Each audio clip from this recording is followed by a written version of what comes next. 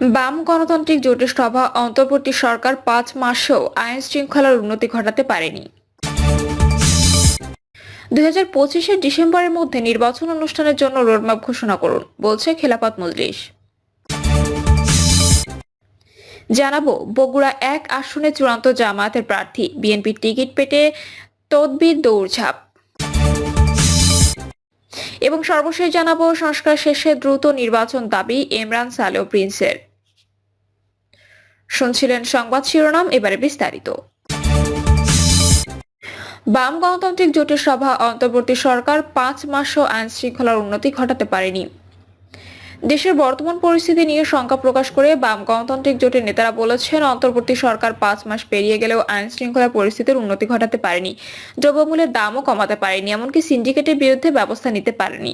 বাসদের অর্থাৎ মার্ক্সবাদী নির্বাহী ফোরামের সদস্য সীমা দত্তের পাঠানো সংবাদ বিজ্ঞপ্তিতে বলা হয়, দেশের কিছু মহলের উস্কানিমূলক বক্তব্য, বিবৃতি অভ্যুত্থানকারী জনগণের বিভক্তির দিকে নিয়ে যাচ্ছে এবং জনমনে আকাঙ্ক্ষা দেখা দিচ্ছে। এমন পরিস্থিতিতে সবার গভীর উদ্বেগ প্রকাশ করা হয়। বাম গণতান্ত্রিক জোটের নেতারা মুক্তিযুদ্ধ ও গণ অভ্যুত্থানের আকাঙ্ক্ষাকে ধারণ করে ফ্যাসিবাদী ব্যবস্থার বিলোপ ও বৈষম্যহীন বাংলাদেশ বিনির্মাণের সংগ্রাম এগিয়ে নিতে জনগণকে সোচ্চার হওয়ার আহ্বান জানান। ২০২৫-এর ডিসেম্বরের মধ্যে নির্বাচন অনুষ্ঠানের জন্য রোডম্যাপ ঘোষণা করুন, বলছে খেলাফত মজলিস। শিক্ষা ও সংবিধান সংস্কার কমিশন ইসলামী মূল্যবোধকে প্রাধান্য দিতে অন্তর্বর্তী সরকারের প্রতি আহ্বান জানিয়েছেন খেলাফত মজলিসের আমির মাওলানা আব্দুল বাছিত আজাদ। তিনি বলেছেন, এই দুই কমিশন ইসলাম বিরোধী কোনো অপতৎপরতা মেনে নেওয়া হবে না।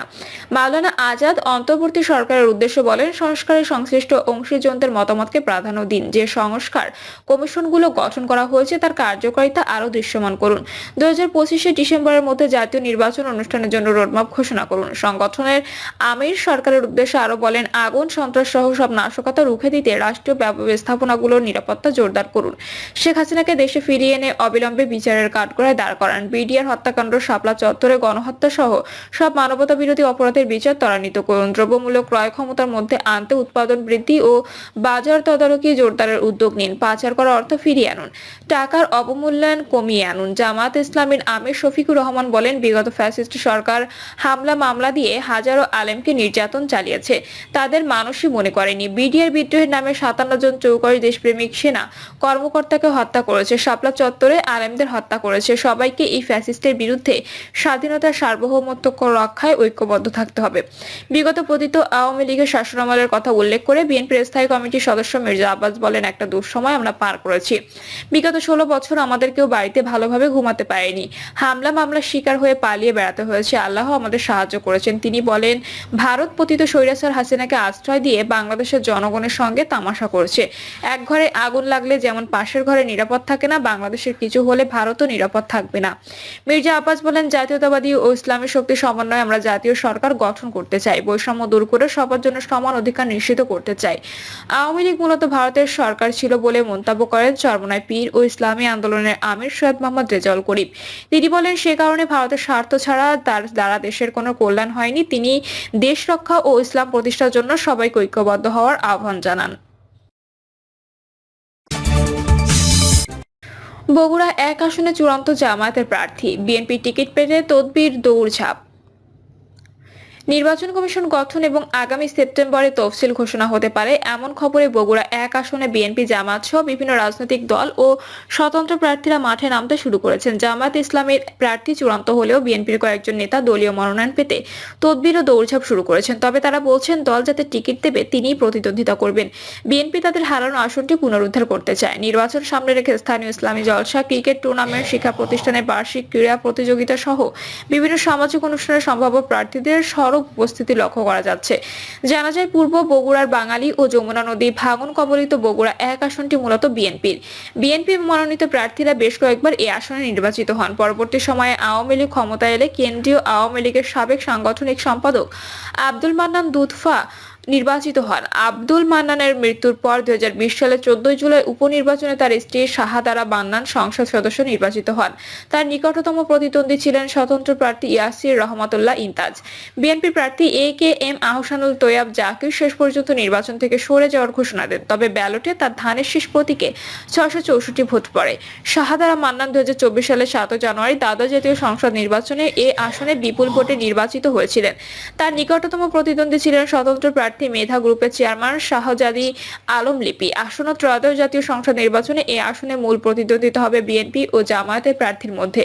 জামায়াতের একমাত্র প্রার্থী জেলা শাখার সাবেক আমির অধ্যক্ষ মাহাবুদ্দিন শাহাবুদ্দিন দলীয় সবুজ সংকেত পাওয়ায় গণসংযোগ বাড়িয়েছেন। বিএনপি প্রার্থীদের মধ্যে গণসংযোগ এগিয়ে আছেন গত উপনির্বাচনে প্রার্থী AK-M আহসানুল তৈয়াব জাকির। তিনি বলেন, ছাত্রদল থেকে রাজনীতি শুরু করে 44 বছর সুখে দুঃখে বিএনপির সঙ্গে ছিলাম, আছি।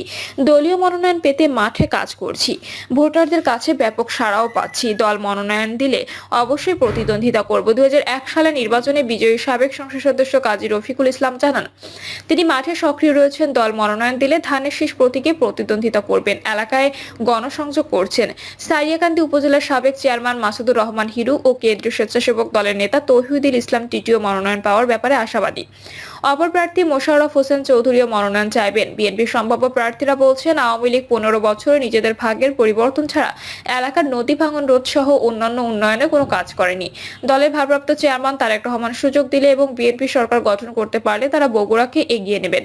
ভাঙন কবলিত সারিয়াকান্দি সোনাতলা উপজেলা মানুষের ভাগ্যের উন্নয়নে কাজ করবেন। এছাড়া গত দ্বাদশ জাতীয় সংসদ নির্বাচনে বগুড়া 1 আসনে আওয়ামী লীগের মনোনয়ন চেয়ে বঞ্চিত হন শাহজাদি আলম লিপি। ফলে তিনি নৌকার প্রার্থী শাহাদারা মান্নানের সঙ্গে স্বতন্ত্র প্রার্থী হিসেবে প্রতিদ্বন্দ্বিতা করে পরাজিত হন। আগামী নির্বাচনে শাহজাদি আলম লিপি স্বতন্ত্র প্রার্থী হবেন বলে তার স্বজনরা নিশ্চিত করেছেন। বগুড়া শহর জামায়াতের সেক্রেটারি অধ্যাপক আসামা আব্দুল মালেক জানান, এই জেলায় 7টি আসনের মধ্যে বগুড়ার 7 আসন বাদে অবশিষ্ট আসনে তাদের দলীয় প্রার্থী চূড়ান্ত করা হয়েছে। এরপরও মাঠ জরিপ অনুসারে প্রার্থী পরিবর্তন হতে পারে। জানা যায়, বগুড়ার 7 আসনটি মূলত বিএনপির। প্রয়াত রাষ্ট্রপতি জিয়াউর রহমানের জন্মভূমি গাবতলী উপজেলায় বিএনপি চেয়ারপারসন খালেদা জিয়া বেশ কয়েকবার এই আসনে নির্বাচিত হন, তবে তিনি প্রতিবারই ছেড়ে দেওয়ায় উপনির্বাচনে ব্যারিস্টার মাওদুদ আহমদ, হেলালুজ্জামান তালুকদার লালু প্রমুখ নির্বাচিত হন। এখানে খালেদা জিয়া বা তারেক রহমান প্রার্থী হতে পারেন, তাই কৌশলগত কারণে জামায়াত এই আসনে এখনো প্রার্থী চূড়ান্ত করেনি। সংসদ শেষে দ্রুত নির্বাচন দাবি ইমরান সালেহ প্রিন্সের। অন্তর্বর্তী সরকারের উদ্দেশ্যে বিএনপি যুগ্ম মহাসচিব সৈয়দ ইমরান সালেহ প্রিন্স বলেছেন, জনসমস্যা নিরসনে অতি প্রয়োজনীয় সংস্কার শেষে দ্রুত নির্বাচন দিন। জাতীয় ঐক্য বিভাজন সৃষ্টি করে জনমনে হতাশা তৈরি করা হচ্ছে সুকৌশল। এতে পতিত ফ্যাসিস্ট এবং আধিপত্যবাদী শক্তি লাভবান হবে।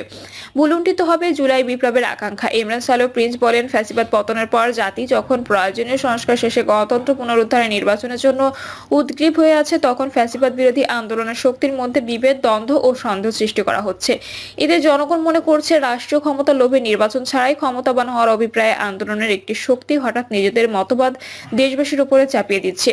এই কারণে জনগণ বিশ্বাস করতে বাধ্য হচ্ছে রাষ্ট্রীয় পৃষ্ঠপোষকতায় নতুন দল গঠনের কারণে সংস্কারের নামে নির্বাচন প্রলম্বিত করে বৈষম্য সৃষ্টি করা হচ্ছে। বিএনপি রাষ্ট্র পরিচালনার সুযোগ পেলে জনকল্যাণমূলক কাজ করা হবে উল্লেখ করে তিনি বলেন, জনগণের ক্রয় ক্ষমতা বৃদ্ধি, নিত্য প্রয়োজনীয় দ্রব্যমূল্য জনগণের ক্রয় ক্ষমতার মধ্যে রাখা, ফ্যামিলি কাজের মাধ্যমে অসচ্ছল পরিবারের মাসিক খরচে সহায়তা, পল্লী রেশনিং, কৃষি ভর্তুকি প্রদান, শস্য বীমা, পশু বীমা, মৎস্য বীমা এবং পোল্ট্রি বীমা চালু করা হবে। একই সঙ্গে বেকার যুবকদের জন্য ভাতা প্রদান এবং শ্রমিকদের ন্যায্য মজুরি নিশ্চিত করার পাশাপাশি দেশের সব এলাকায় শিল্পায়ন ও কর্মসংস্থান সহ জনকল্যাণে বৈপ্লবিক পরিবর্তনের কাজ করা হবে। প্রিয় দর্শক, এই ছিল এখনকার সর্বশেষ সংবাদ। আপডেট সব সংবাদ পেতে চ্যানেলটি সাবস্ক্রাইব করে বেল আইকনটি ক্লিক করে রাখুন।